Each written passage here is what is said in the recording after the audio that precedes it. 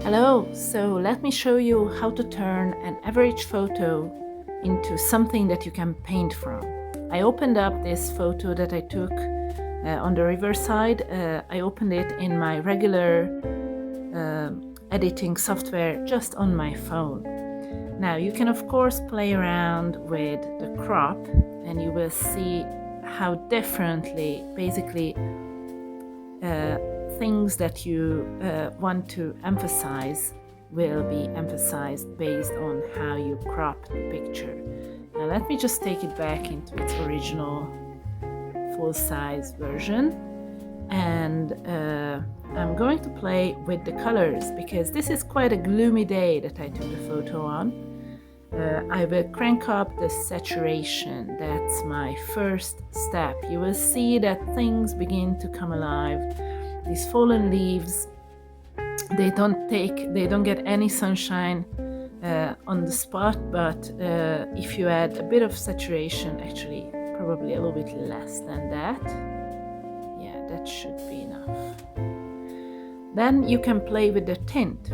Now tint will add some extra colors. Either you can take it towards the blues and greens, or you can take it towards the reds and purples. So I like to add a little bit of red because most of the time your phone will think it's very clever to recognize that you are taking a picture of a landscape, and it will add a lot more green.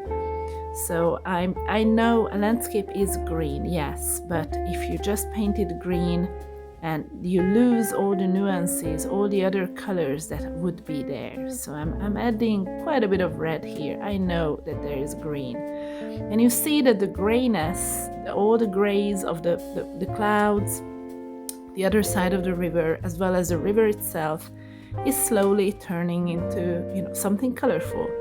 Now you can play also around. You can also do add a bit of temperature, so you can add more of a sunny glow, which will add more of the oranges. It will bring some of those colors to life. So if I do a bit of a zoom in, you will see that the other side of the river, all those bare trees begin to have a bit of an orange-green glow right here in the front, and the back row of trees with the sky behind has a bit of a purpley hue, which is very lovely if you actually dare to use those colors in your painting.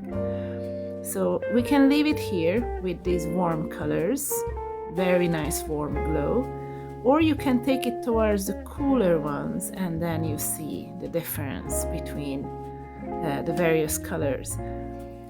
When you play with the colors, you can do both of these. I like to play with the cooler and the warmer colors as well.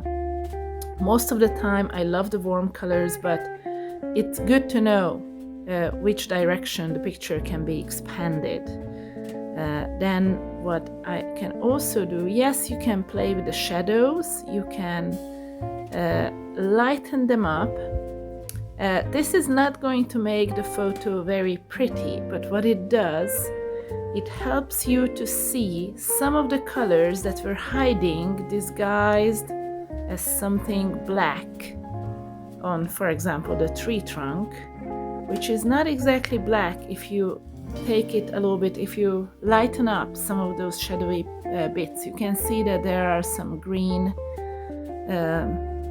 moss on one side. There is a bit of a nice warmer brown spot which you can paint with bolder, stronger colors, as well as some of the twigs. I really like the way the twigs against the dark background, they show up as something light, and then as they continue against the backdrop, the water as a backdrop, they turn into something dark. So you can see that the exact same object is either light against a darker background or dark against a lighter background. These are lovely details to notice on a photo, and you want to pay attention to that. Also on the chair, you begin to see some of the details that were hiding when the dark was dark. You can also put a person in this chair. You can add a couple of other chairs here. You can put you can turn this into something else, but just so you know how to play around with some of these